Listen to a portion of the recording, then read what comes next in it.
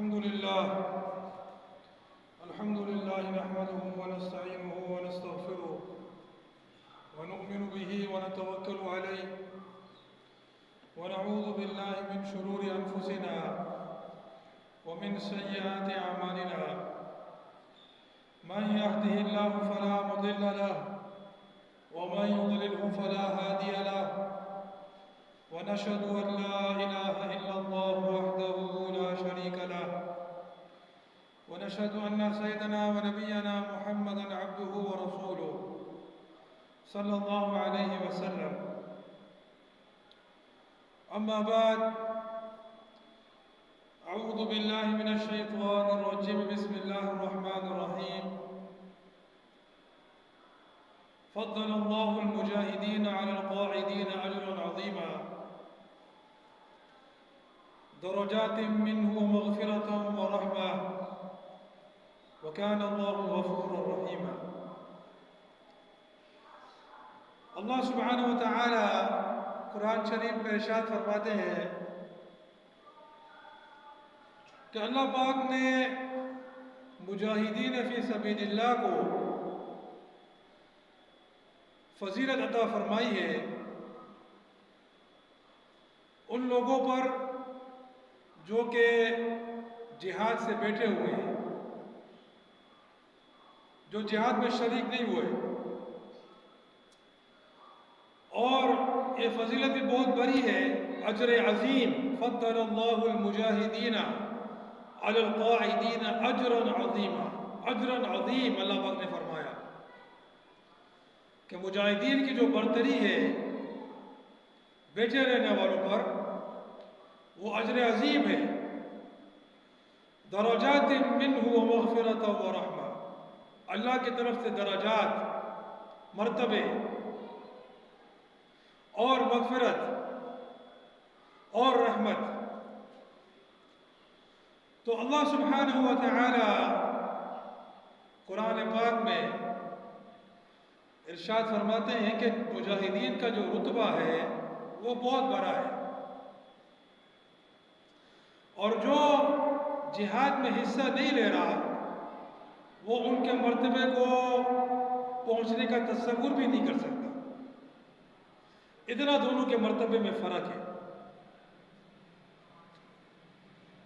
اور اگر جہاد فرض عین ہو جیسا کہ اس زمانے میں ہے،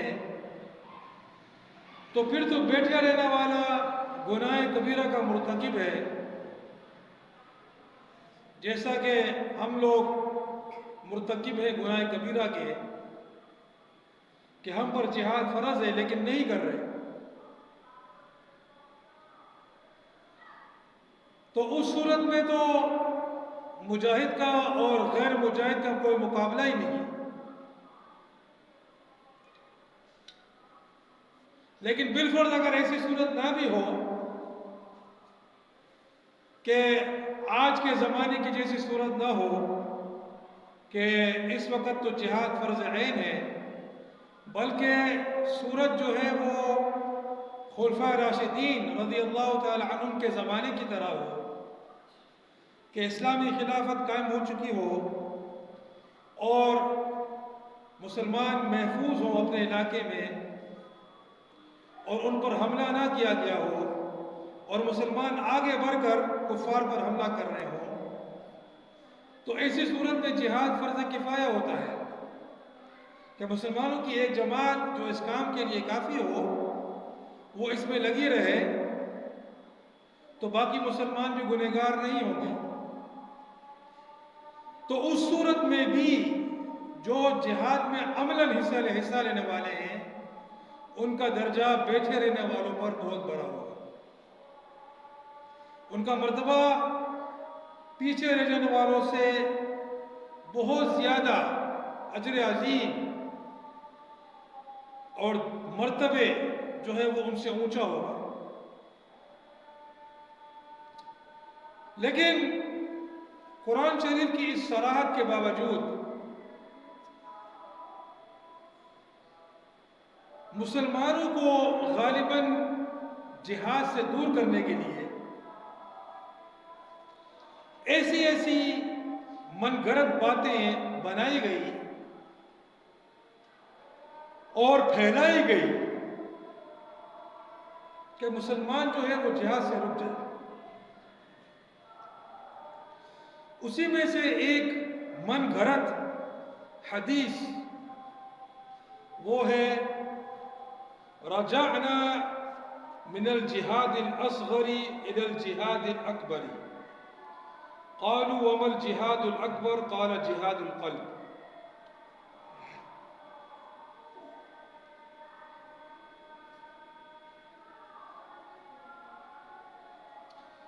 اور اس حدیث کا مطلب کیا ہے؟ پہلے تو یہ سن لو کہ یہ حدیث جو ہے وہ من گھڑت ہے. یہ حدیث گھڑی ہوئی حدیث ہے. نبی اکرم صلی اللہ علیہ وسلم کا ارشاد نہیں ہے، بلکہ دروغن جھوٹ بول کر جو ہے اس کو نبی اکرم صلی اللہ علیہ وسلم کی طرف منسوب کیا گیا ہے. اور نبی اکرم جھوٹ بولنا تو ویسے ہی گناہ ہے، بہت بڑا گناہ ہے، لیکن نبی اکرم صلی اللہ علیہ وسلم پر جھوٹ باندھنا یہ تو بہت ہی عظیم گناہ ہے. حدیث میں ہے کہ جو مجھ پر جان بوجھ کر جھوٹ بولتا ہے وہ اپنا ٹھکانہ جہنم میں بنا لے. وہ اپنا ٹھکانہ دوزخ میں بنا لے. تو اس حدیث کو گھڑا گیا اور پھیلایا گیا. حدیث یہ ہے کہ ایک من گھڑت واقعہ جو بنایا گیا کہ نبی اکرم صلی اللہ علیہ وسلم جہاد سے لوٹ رہے ہوتے ہیں، جہاد سے واپس آ رہے ہوتے ہیں، تو فرماتے ہیں رجعنا من الجہاد الاصغر الى الجہاد الاکبر، کہ ہم چھوٹے جہاد سے واپس ہو کر بڑے جہاد کی طرف آ گئے. قالوا وما الجہاد الاکبر، تو صحابہ نے پوچھا کہ جہاد اکبر کیا ہے، یعنی بڑا جہاد کیا ہے؟ فرمایا قال جہاد القلب، کہ دل کے ساتھ جہاد کرنا. یہ جھوٹی حدیث من گھڑت بنائی ہوئی حدیث جو ہے نبی اکرم صلی اللہ علیہ وسلم کی طرف منسوب کی گئی. مقصد یہ ہے غالباً کہ لوگ جہاد سے رک جائیں. حالانکہ اگر دیکھا جائے تو جہاد تو یہ جو من گھڑت واقعہ ہے یہ معمولی فہم سے بھی آدمی سمجھ سکتا ہے کہ یہ ایک جھوٹا واقعہ ہے. کیونکہ اگر چھوٹا جہاد تھا جس سے نبی اکرم صلی اللہ علیہ وسلم واپس آ رہے تھے، یعنی کفار سے لڑنا، اللہ کے دشمنوں سے جنگ کرنا، اللہ کے دین کے لیے جنگ کرنا، اگر وہ چھوٹا جہاد تھا اور اپنے گھروں میں بیٹھ کر، اپنے شہر میں رہ کر اپنے دل کے ساتھ جہاد کرنا، اور دل سے جہاد کرنے کی مراد ان کی یہ ہے کہ اپنے نفس کو جو ہے اللہ کی فرما برداری میں لگانا، 5 وقت کی نماز پڑھنا، روزے رکھنا، زکوٰۃ دینا، اپنے آپ سے، اپنے نفس سے یعنی لڑ کر اس کو جو ہے اللہ کی فرما برداری میں لگائے رکھنا، اس کو جو ہے دل کے جہاد سے تعبیر فرمایا.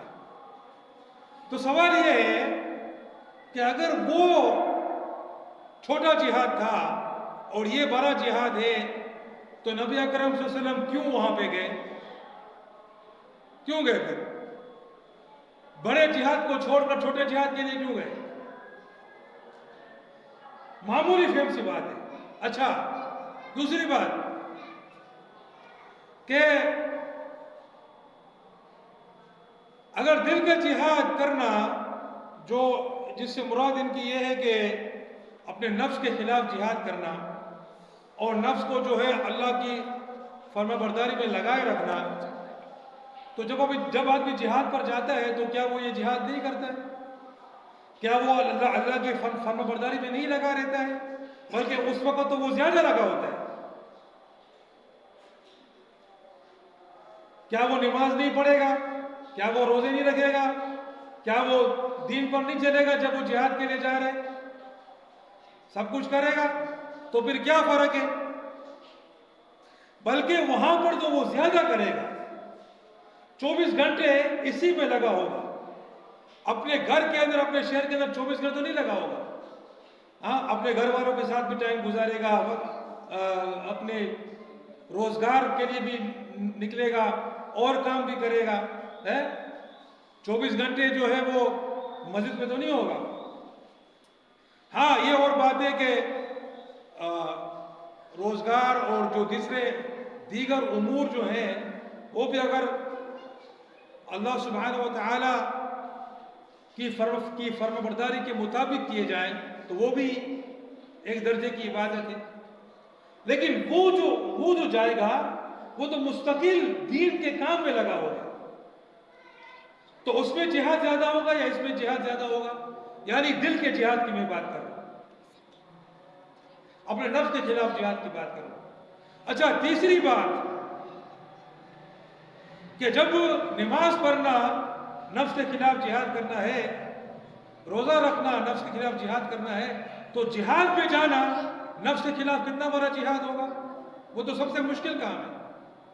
نماز پڑھنا تو اس کے مقابلے میں بہت آسان ہے، جہاد کے لیے نکلنا وہ تو بہت مشکل کام ہے، اس میں تو اپنے نفس کے خلاف بہت جہاد کرنا ہوگا، اپنے نفس کو تیار کرنے کے لیے، بلکہ نفس کیا پورا خاندان اس کے بیچ میں آ جائے گا، ماں باپ بیوی بچے سب کے خلاف وہ جہاد کر کے، سمجھے نا، سب کو سمجھا کر یا سب کو ناراضگی کے ساتھ یا خوشی کے ساتھ وہ نکلے گا۔ کتنا بڑا جہاد ہوگا نفس کے خلاف؟ تو کامن سینس یعنی معمولی فہم بھی جو ہے اس سے آدمی سمجھ سکتا ہے کہ یہ جو حدیث ہے یہ جھوٹی ہے، ایک جھوٹی منگرت حدیث ہے۔ اور معمولی فہم کے علاوہ اس حدیث کے بارے میں جو تحقیق ہے محدثین کی، تو وہ بھی یہی ہے کہ ھذا حدیث لا اصل لہ، اس کی کوئی اصل نہیں، ایک جھوٹی اور منگرت حدیث بنائی گئی لوگوں کو جہاد سے روکنے کے لیے، جو اصل جہاد ہے۔ آج کل لوگ جہاد فی سبیل اللہ کے نام میں بڑی تعریفیں کر رہے ہیں، تعریف کرتے ہیں جہاد فی سبیل اللہ۔ ہاں ہم بھی تو جہاد کر رہے ہیں، یہ بھی تو جہاد ہے جو میں کر رہا ہوں۔ کیا کر رہے ہو؟ میں اپنے گھر والوں کے لیے روزی کما رہا ہوں، یہ بھی تو جہاد ہے۔ سبحان اللہ رب العزت۔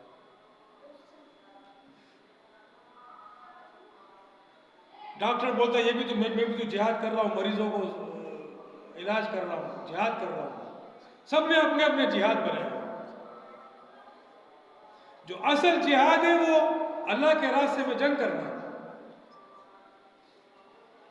اور اسلام کے اندر صرف جہاد کا لفظ نہیں ہے، قتال کا لفظ بھی تو ہے نا۔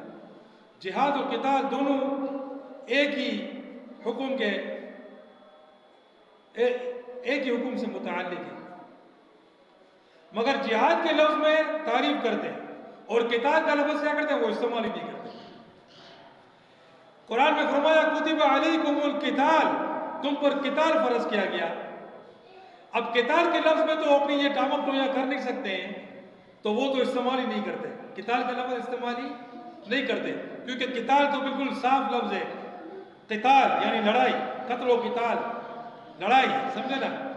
تو اچھا ہاں جہاد، وہ جہاد وہ جدوجہد کرتے ہیں نا، جدوجہد کو جہاد بنا دیا۔ اب جدوجہد کسی بھی چیز کے لیے ہو، مستری اپنی جدوجہد کرتا ہے تو پلمبر اپنی جدوجہد کرتا ہے، مسیح نہیں کرو، تو الیکٹریشین جو ہے وہ اپنی جدوجہد کرتا ہے، تو موٹر سائیکل میکینک اپنی جدوجہد کرتا ہے، انجینئر اپنی جدوجہد کرتا ہے، تو ٹیچر جو اپنی جدوجہد کرتا ہے، ڈاکٹر اپنی جدوجہد کرتا ہے، تو یہ سارے کے سارے جہاد کر رہے ہیں۔ سبحان اللہ رب العرش العظیم۔ اس طرح اگر ہو تو نماز کے لیے جو لفظ استعمال ہوتا ہے شریعت میں الصلاۃ، اس کا مطلب کیا ہے؟ دعا۔ تو آدمی بولے میں تو دعا کر لی، میں تو نماز ہو گئی۔ کیا دعا کرنے سے نماز ہو جائے گی؟ یا روزے کا جو لفظ ہے الصوم، اس کا مطلب ہے رکنا. قرآن عمرے میں 5 منٹ کھانے پینے سے رک گیا، میرا روزہ ہو گیا، اس طرح کیا روزہ ہو جائے گا؟ یا زکوٰۃ اور پاکیزگی، میں نے نہا لیا بھائی، اپنے آپ کو صاف ستھرا کر لیا، پاکیزہ ہو گیا، میری زکوٰۃ میری ادا ہو گئی. اس طرح نہیں ہوتا. شریعت میں جو اس کا مطلب ہے تم کو وہ پورا کرنا پڑے گا، اپنی طرف سے نہیں بنا سکتے. شریعت میں نماز ایک مخصوص عبادت کا نام ہے، جب تک وہ ادا نہیں کرو گے نماز نہیں ہوگی. شریعت میں روزہ ایک مخصوص عبادت کا نام ہے. ہاں، روزے کا مطلب کیا ہے، نماز کا مطلب کیا ہے، وہ کچھ بھی ہو، لیکن شریعت میں اس کا ایک خاص طریقہ ہے، وہ ایک خاص عبادت ہے. اس کو اسی طریقے پر کرو گے تو وہ ہوگا، ورنہ نہیں ہوگا. تو جہاد بھی شریعت میں ایک مخصوص عبادت ہے، اللہ کے راستے میں لڑنا. اس کو جب اسی طرح کرو گے تو ہوگا، ورنہ نہیں ہوگا.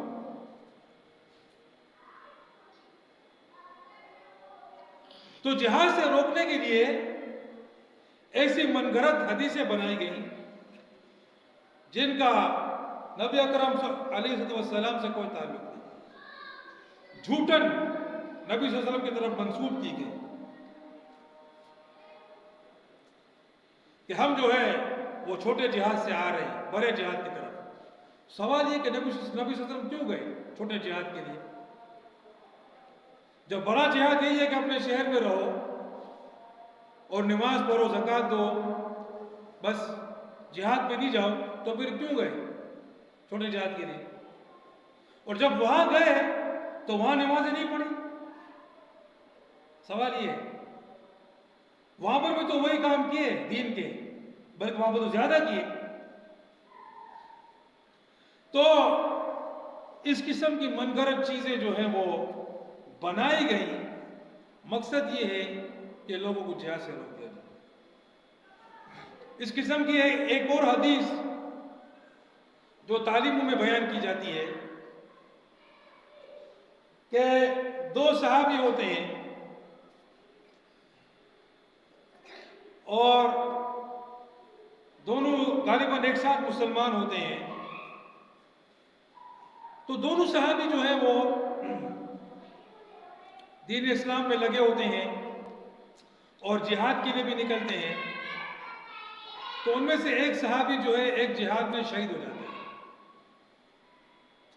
اور دوسرا جو صحابی ہوتا ہے جو ان کا ساتھی ہوتا ہے وہ 1 سال بعد اس کی وفات ہوتی ہے. شہادت کی نہیں ہوتی بلکہ عام جو موت ہوتی ہے وہ ہوتی ہے. تو ایک تیسرے صحابی جو ہے وہ دونوں کو خواب میں دیکھتے ہیں کہ جس صحابی کی موت 1 سال بعد ہوئی وہ پہلے جنت میں پہنچ گیا. تو یہ بہت حیران ہوتے ہیں کہ بھئی وہ تو شہید ہوئے ہیں اللہ کے راستے میں، اللہ کے راستے میں شہید ہوئے ہیں تو ان کا درجہ تو بڑا ہونا چاہیے. یہ تو 1 سال کے بعد عام موت مرے ہیں، تو یہ کیسے؟ تو یہ خواب نبی صلی اللہ علیہ وسلم سے ذکر فرماتے ہیں. تو نبی صلی اللہ علیہ وسلم فرماتے ہیں کہ تم کیوں حیران ہو؟ 1 سال تک انہوں نے اتنی زیادہ نمازیں پڑھی، اتنے روزے رکھے زیادہ، اتنے نیک اعمال کیے، تو ظاہر ہے ان کا درجہ بڑا ہو گیا.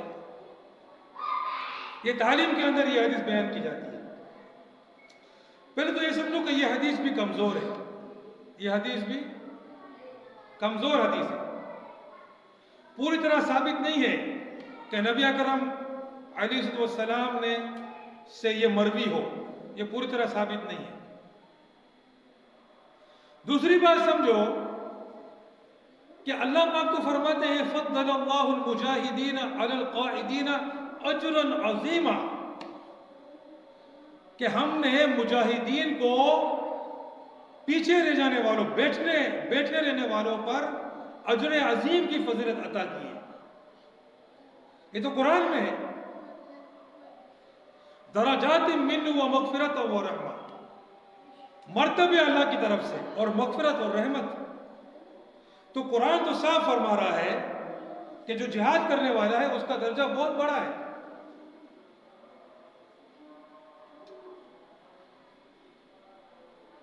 اور پھر شہید کے بارے میں تو حدیث میں ہے کہ ان کی جو روح ہوتی ہے وہ سبز پرندوں کے اندر ہوتی ہے.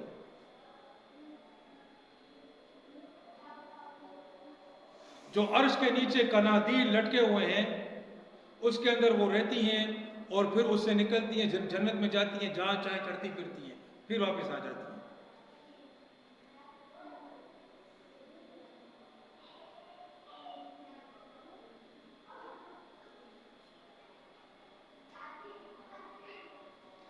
تو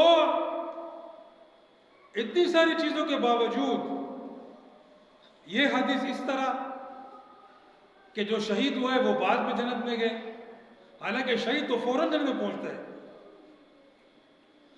1 سال شہید تو فوراً جو ہے وہ جنت کا مہمان بنتا ہے.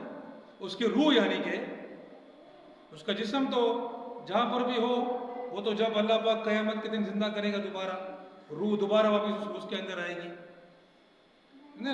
کیونکہ آدمی جب مرتا ہے تو تھوڑی دیر کے لیے روح آتی ہے واپس فرشتوں کا سوال جواب کے لیے، لیکن شہید سے وہ سوال جواب بھی نہیں ہوتا. اس کے بعد روح دوبارہ چلی جاتی ہے یا جنت میں یا جہنم میں، پھر قیامت کے دن اس کو دوبارہ واپس ڈالا جائے گا جسم کے اندر حساب کتاب کے لیے. تو ایک بات تو یہ بھی سمجھو کہ جو دوسرے صحابی تھے وہ بیٹھے رہنے والے نہیں تھے. اس قسم کی حدیثوں کو پڑھ پڑھا کر لوگوں کو جہاد سے روکنا، نعوذ باللہ من ذالک. اگر بالفرض حدیث صحیح بھی ہونا تو اس کا مقصد یہ ہرگز نہیں.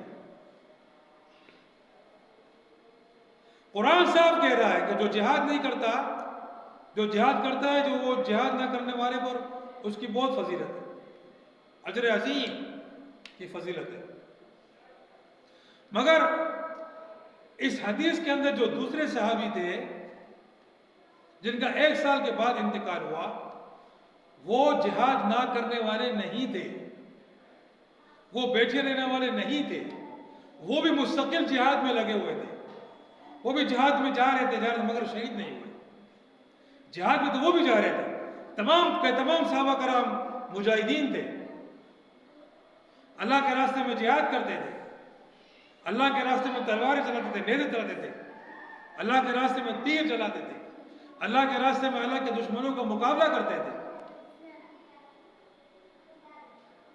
تو وہ بھی بیٹھے رہنے والے نہیں تھے، وہ بھی جہاد کرنے والے تھے. تو ایک شہید ہو گئے اور ایک جو ہے وہ جہاد میں لگے رہے لیکن شہادت نہیں پائی.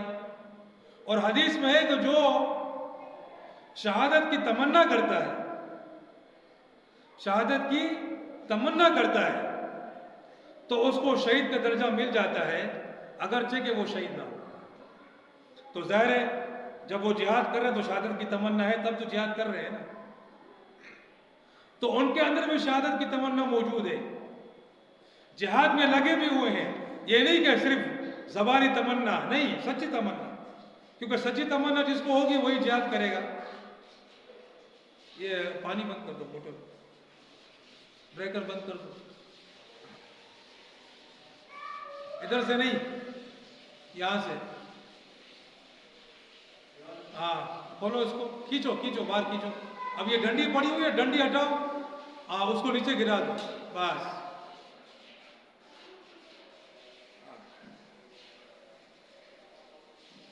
تو 2 صحابی ہیں، ایک صحابی جو کہ جہاد میں لگے رہے اور شہید ہو گئے، دوسرے صحابی جہاد میں لگے ہوئے ہیں، شہادت کو تلاش کر رہے ہیں، شہید ہونے کی کوشش کر رہے ہیں مگر شہید نہیں ہوئے، تو ان کو بھی شہادت کا درجہ مل گیا.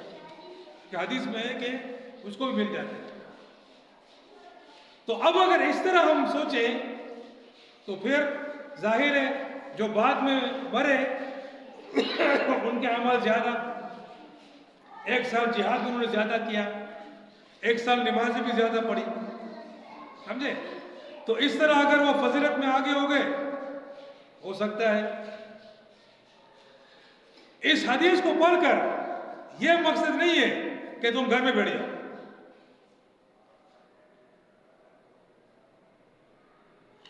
نبی صلی اللہ علیہ وسلم خود فرماتے ہیں کہ اس ذات کی قسم جس کے قبضے میں میری جان ہے. نبی صلی اللہ علیہ وسلم فرماتے ہیں، حدیث ہے اور صحیح حدیث ہے، کہ لوگ جو ہیں یعنی صحابہ رضی اللہ تعالیٰ عنہم، ان کو میرے پیچھے رہ جانے سے دکھ ہوتا ہے. یعنی میں جہاد میں چلا جاؤں اور وہ پیچھے رہ جائیں، اور میرے پاس اتنی سواریاں نہیں ہیں کہ میں ان سب کو لے جاؤں. صحیح ہے؟ اگر ایسا نہ ہوتا تو میں کسی جہاد سے پیچھے نہیں رہتا. یہ کون فرما رہے ہیں؟ نبی صلی اللہ علیہ وسلم فرما رہے ہیں. جہاد جو ہے وہ ہجرت کے موقع پر فرض ہوا، اور ہجرت کے بعد تقریباً 10 سال حضور پاک صلی اللہ علیہ وسلم زندہ رہے. ٹھیک ہے؟ تو ان 10 سالوں میں تقریباً 27 بار نبی صلی اللہ علیہ وسلم نکلے ہیں جہاد کے لیے. 27 بار. 120 مہینے ہوتے ہیں نا 10 سال میں. 120 مہینے میں 27 بار، یعنی ہر 4 مہینے میں آپ سمجھ لو نکلے ہیں. ہر 4-4.5 مہینے بعد جہاد کے لیے نکلے ہیں اندازاً. ٹھیک ہے؟ ایوریج. اور جب جہاد میں نکلیں گے تو جانے آنے کا جو ٹائم لگے گا وہ الگ ہے. تو یعنی مسلسل جہاد میں لگے ہوئے، اور تقریباً 46-47 بار صحابہ کرام کو بھیجا ہے جہاد کے لیے، خود نہیں گئے. تو نبی صلی اللہ علیہ وسلم فرماتے ہیں کہ میں خود جو نہیں جا رہا ہوں ہر جہاد میں، اس کی وجہ یہ ہے کہ میں جب جاتا ہوں تو پیچھے جو صحابہ ہیں جو رہ جاتے ہیں پیچھے، ان کو بہت دکھ ہوتا ہے کہ وہ میرے ساتھ نہیں جا سکے، اور میرے پاس اتنے اسباب نہیں، اتنی سواریاں نہیں ہے کہ میں سب کو لے کے جاؤں. پھر فرماتے ہیں کہ قسم ہے اس ذات کی جس کے قبضے میں میری جان ہے، میری خواہش ہے کہ میں اللہ کے راستے میں قتل کیا جاؤں، دوبارہ زندہ کیا جاؤں، دوبارہ قتل کیا جاؤں، دوبارہ زندہ کیا جاؤں، دوبارہ قتل کیا جاؤں، دوبارہ زندہ کیا جاؤں، دوبارہ قتل کیا جاؤں. اب بولو، نبی صلی اللہ علیہ وسلم خود تمنا کر رہے ہیں کہ ہر جہاد کا حصہ بنے، اور اللہ کے راستے میں بار بار شہید ہو جائے.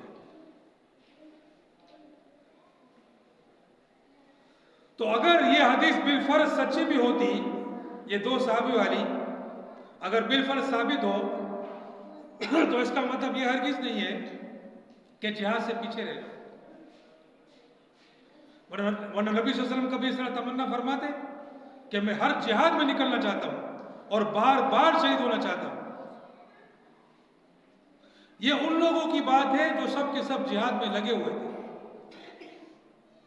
یہ تعلیم کے اندر اس قسم کی حدیثیں پڑھ کر لوگوں کو جہاد سے دور کرنا، یہ قرآن و حدیث کی تحریف ہے. قرآن و حدیث کی تحریف ہے اور کفر ہے.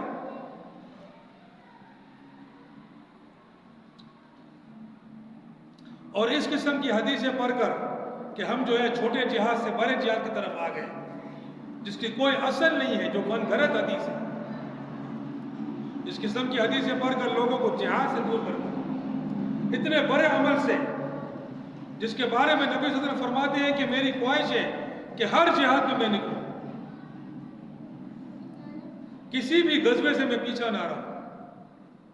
کتنا بڑا عمل ہے، ذرا سوچو کہ امیر، نبی صلی اللہ علیہ وسلم کون ہے؟ امیر ہے نا، مسلمانوں کے امیر، مسلمانوں کے سپہ سالار، مسلمانوں کی جو ہے وہ امیر المومنین، وہ کہہ رہے ہیں کہ میں ہر جہاد میں نکلنا چاہتا ہوں. ویسے عموماً تو ایسا ہوتا ہے نا کہ امیر نہیں جاتا جہاد میں، وہ بھیجتا ہے لشکروں کو، ہاں، لیکن یہاں ایسا نہیں ہے. وہ جہاد سے اتنی محبت کرنے والے ہیں، جہاد ان کے رگ و پے میں اس طرح بسا ہوا ہے، اور بار بار شہید ہونے کی تمنا ہے کہ بس شہید ہو جاؤں، دوبارہ زندہ کیا جاؤں، دوبارہ شہید، دوبارہ مجھے اللہ زندہ کرے، دوبارہ اس کے راستے میں شہید. اتنا بڑا مرتبہ ہے شہید کا کہ بار بار شہادت کی تمنا فرما رہے. لیکن ہم لوگ اس فرض کو یکسر بھول چکے ہیں، یکسر فراموش کر چکے ہیں. وہ تو ہر 2 مہینے، ہر 2 مہینے، ہر 3 مہینے جہاد کے لیے نکلتے ہیں. ہمارے تو پوری زندگی گزری، کبھی جہاد میں نہیں نکلے. ایسا ہی ہے کہ نہیں؟ میرا تو ایسا نہیں ہے خیر، مگر جو عام جو معمول ہے وہ یہی ہے کہ پوری زندگی گزر جاتی ہے، کبھی جہاد کے بارے میں سوچا بھی نہیں، اور لوگوں کو پتہ بھی نہیں ہے کہ جہاد کیا چیز ہے، قتال کیا چیز ہے، اللہ کے راستے میں قتال کرنا. کتب علیکم القتال، قتال تم پر فرض کیا گیا. تعلیم ہوتی ہے، تعلیم کے اندر قتال کا نام نہیں ہوتا. جو تعلیمیں جو ہوتی ہیں مساجد کے اندر، اس میں قتال فی سبیل اللہ کا نام لیا جاتا ہے، قتال کا ذکر نہیں کرتے، بلکہ ان کو ذکر کرنے سے منع کیا جاتا ہے. خبردار، قتال کی بات نہیں کرنا، جہاد کی بات نہیں کرنا، ان کو منع کیا جاتا ہے. جو جہاد و قتال کی اگر بات کر لے تعلیم میں، اس کو دوبارہ تعلیم نہیں دی جاتی. او بھائی تم نے کیا باتیں کر دی، چلو آئندہ نہیں کرنے تعلیم، کسی اور کو کرنے دو، اس کو ریٹائرمنٹ کر دیتے ہیں. اتنا بڑا فریضہ اللہ پاک فرماتا ہے، یا ایھا النبی حرض المؤمنین علی القتال، اے نبی مومنین کو قتال پر ابھاریے. اللہ پاک نبی صلی اللہ علیہ وسلم کو فرما رہے ہیں کہ قتال پر ان کو ابھاریے، ان کو رغبت دلائیے، ان کو اس طرف آگے بڑھائیے، ان کو ترغیب دیجیے اس بات کی. لیکن لوگ کھڑے ہو جاتے ہیں، بولتے ہیں کہ نبی صلی اللہ علیہ وسلم والی عالی محنت کے بارے میں بات ہوگی، نبی صلی اللہ علیہ وسلم والی عالی محنت کے بارے میں بات ہوگی بقیہ نماز کے بعد. تو عالی محنت تو اللہ پاک تو فرما رہا ہے کہ اے نبی قتال پر ابھاریے مومنین کو، اے نبی مومنین کو اللہ کے راستے میں جنگ کرنے پر ابھاریے، اے نبی مومنین کو اللہ کے راستے میں اللہ کے دشمنوں سے لڑنے کے لیے تیار کیجئے، ابھاریے، ان کو ترغیب دیجئے اس بات کی، اس کا ذکر کریں کہ ان کا دل جذبہ تیار ہو جائے. یہ عالی محنت ہے نبی صلی اللہ علیہ وسلم کی، لیکن اس کا تو کوئی ذکر ہی نہیں ہوتا ہے. اعلان ہوتا ہے کہ نبی صلی اللہ علیہ وسلم والی عالی محنت وقت کے بارے میں بات ہو، یہی اعلان ہوتا ہے کہ نہیں؟ یہی اعلان ہوتا ہے. بقیہ نماز کے بعد پورا کا پورا دین ہمارے اندر آ جائے، اس کے لیے حضور پاک صلی اللہ علیہ وسلم والی محنت کی ضرورت ہے. اس محنت کے سلسلے میں بات ہوگی، مگر وہ بعد میں جہاد و قتال ہوتا ہی نہیں ہے. جو عالی محنت ہے، جس کے بارے میں میرے نبی علیہ السلام نے فرمایا کہ میری خواہش ہے اللہ کے راستے میں قتل کیا جاؤں، دوبارہ زندہ کیا جاؤں، دوبارہ قتل کیا جاؤں، دوبارہ زندہ کیا جاؤں، اس عالی محنت. اور فرمایا میرے نبی علیہ السلام نے، امرت ان اقاتل الناس، ذرا سنو کہ نبی صلی اللہ علیہ وسلم کی عالی محنت کیا ہے، کیونکہ تمہیں یہ بات نہیں بتائی جا رہی۔ عالی محنت کے دعوے ہو رہے ہیں لیکن عالی محنت والی بات نہیں ہو رہی ہے، دروغ اور جھوٹ اور تحریف ہو رہی ہے۔ میرے نبی فرماتے ہیں، بالکل صحیح حدیث ہے، امرت ان اقاتل الناس، مجھے حکم دیا گیا کہ میں لوگوں سے قتال کروں۔ کیا کروں؟ کیا کروں؟ قتال کروں۔ کیا کروں؟ کیا کروں؟ کیا کروں؟ ہاں، قتال کس کو بولتے ہیں؟ جنگ کرنے کو۔ قتال، قتل و قتال اردو میں بھی استعمال ہوتا ہے نا۔ مجھے حکم دیا گیا، زما باندھے حکم شبے دے کہ میں لوگوں کے ساتھ قتال کروں، جنگ کروں، حتی یقولوا لا الہ الا اللہ، یہاں تک کہ وہ لا الہ الا اللہ کہتے ہیں۔ تو زما باندھے حکم شوے دے کہ خلق سرا قتال کم، جنگ کم، اسا تک کہ آگو وہی لا الہ الا اللہ۔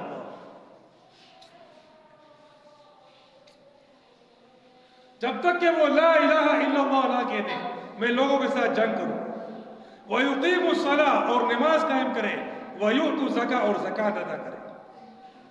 یہ عالی محنت ہے۔ عالی محنت والی بات کرنے والوں، اور کیوں تعریف کر رہے ہو دین کے اندر؟ میرے نبی کی عالی محنت میرے نبی نے بتا دی ہے کہ مجھے حکم دیا گیا ہے کہ میں لوگوں سے جنگ کروں یہاں تک کہ وہ لا الہ الا اللہ کہہ دیں اور نماز ادا کریں اور زکوٰۃ ادا کریں۔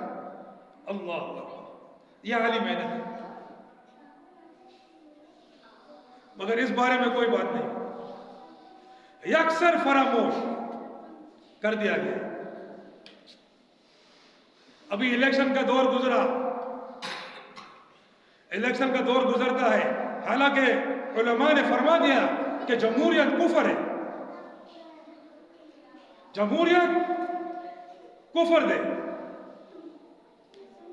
اور اگر کسی کو چاہیے، میرے پاس کتاب بھی موجود ہے، دکھا دو کتنے علماء نے اس کے وہ موجود ہے۔ جمہوریت کفر، ووٹ دینا ناجائز، حرام، کفر کے نظام کا حصہ۔ کتاب موجود ہے میرے پاس حوالوں کے ساتھ۔ مگر ایسے افسوسناک ملویان موجود ہیں جو اسی جمہوریت کے پیچھے بھاگ رہے ہیں۔ ہمیں ووٹ دو، اسمبلیوں میں ان کو ممبران بننا ہے، پارلیمان میں ان کو ممبران بننا ہے، قومی اسمبلی میں، صوبائی اسمبلی میں، یہ سارا نظام کفر، اس میں ان کو حصہ دار بننا ہے تاکہ ان کا جیب بھی گرم ہو اور پیٹ بھی گرم ہو۔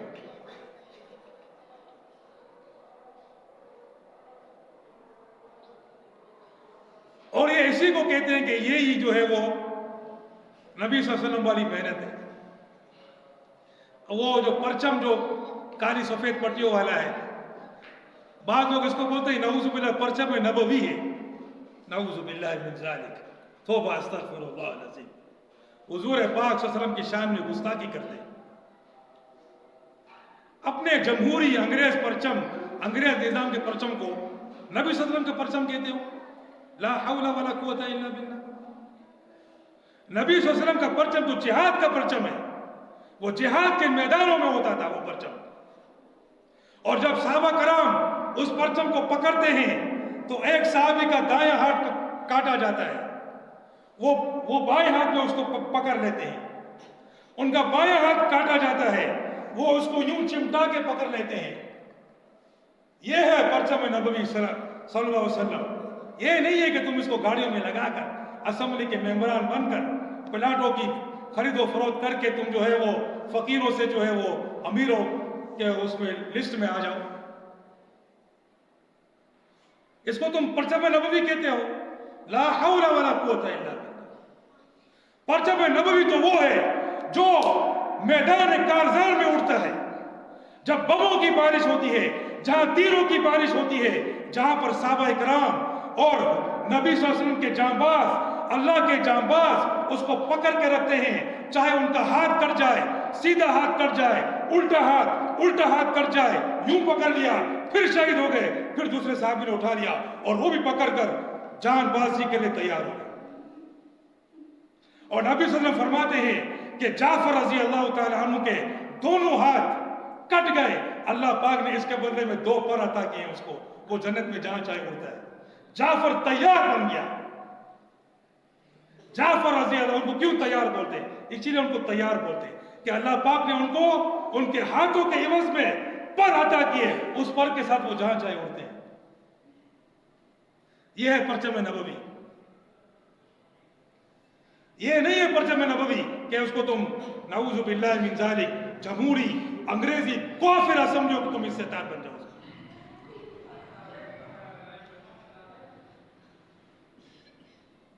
تو میرے بھائیو، جہاد کو اکثر بلا دیا گیا اور ایسی منگرت حدیثیں وجود میں لائی گئی کہ وہ چھوٹا جہاد ہے اور یہ بڑا جہاد ہے. سب سے بڑا جہاد یہی ہے، اصل جہاد یہی ہے. قتال فی سبیل اللہ، کتب علیکم القتال، تم پر قتال کو فرض کیا گیا. اور آج ہم نے یہ قتال کو چھوڑا ہے. آج ہم کبیرہ گناہ کرتے ہیں.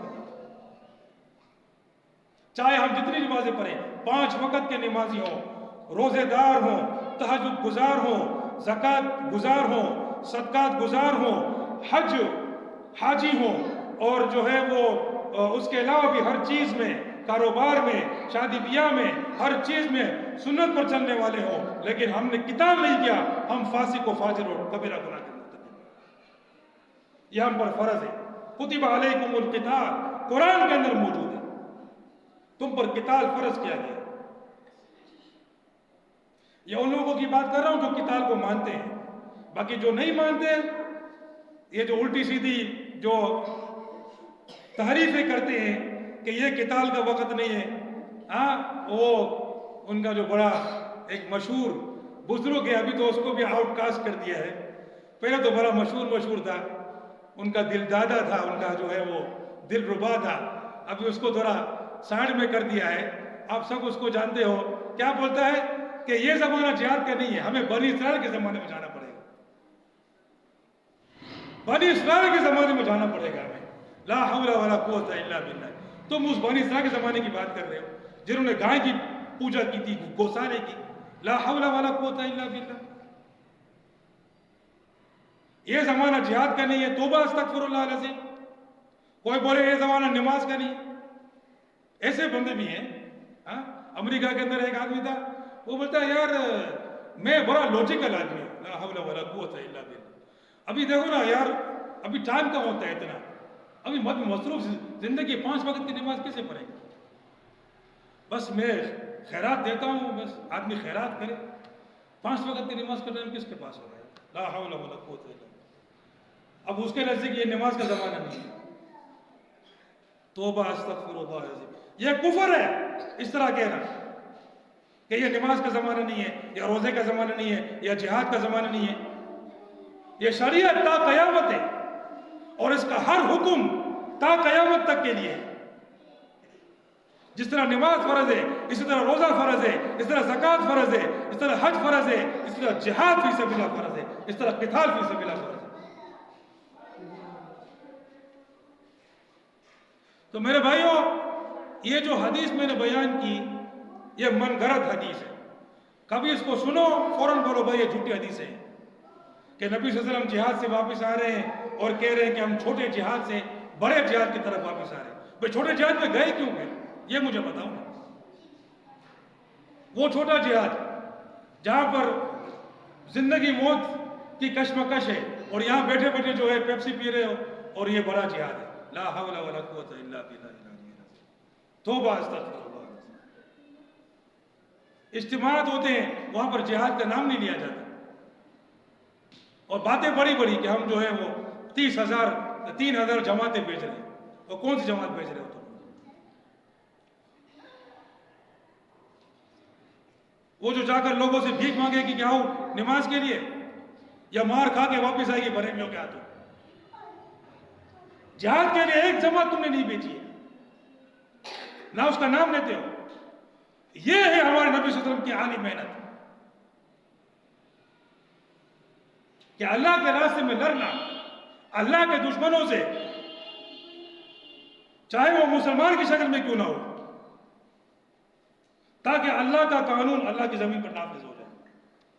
یہ بادشاہی نظام، جمہوری نظام، یہ اسمبلیوں کا نظام، یہ مارشل لا کا نظام، یہ سارے کافر نظام ختم ہو جائیں اور قرآن و حدیث ہمارے اوپر آ جائے کہ بچوں جو قرآن میں لکھا ہوا ہے وہی ہوگا، وہی قانون ہے، وہی جو ہے پتھر کی لکیر ہے. ہمارے نبی صلی اللہ علیہ وسلم کی حدیث آ گئی، وہی قانون ہے، وہی پتھر کی لکیر ہے، نہ اس سے آگے ہوگا نہ اس سے پیچھے ہوگا. یہ ہوتا ہے اسلام کی ریاست. جہاں پر ایسا نہیں ہے، جیسا یہاں پہ نہیں ہے، وہ اسلام کی ریاست، وہ کفر کی ریاست ہوتی ہے.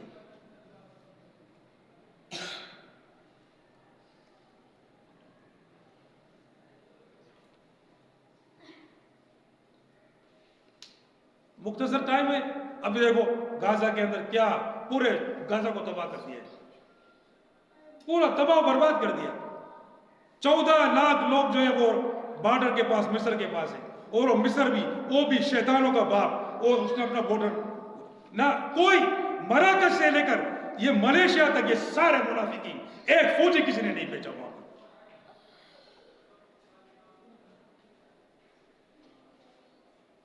بچوں کو شوٹ کر دیا انہوں نے،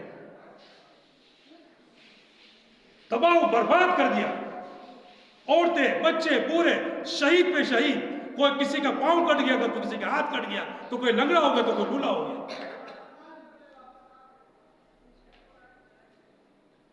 اور یہ سارے منافق نظام جو ہم پر مسلط ہیں،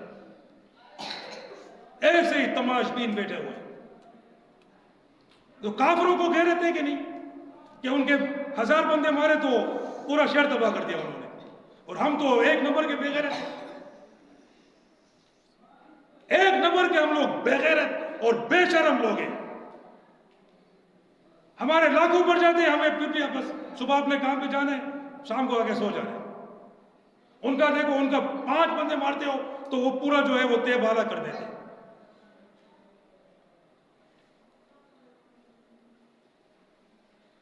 ہم لوگ یار اتنے بے غیرت کیسے ہو گئے یار؟ اتنے بزدل ہم لوگ، اتنے بے غیرت ہم لوگ شرم آتی ہے اپنے آپ پر.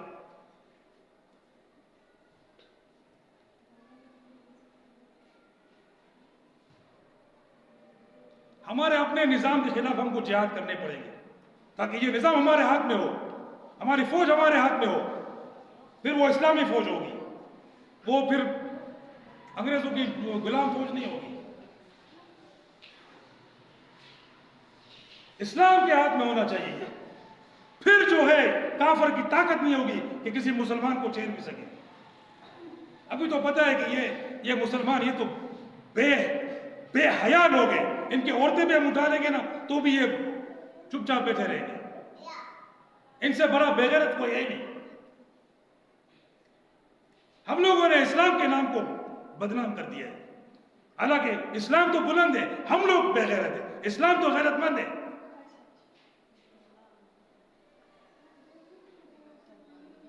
اس کے لیے تیار ہو؟ ہاں بھائی تیار ہو.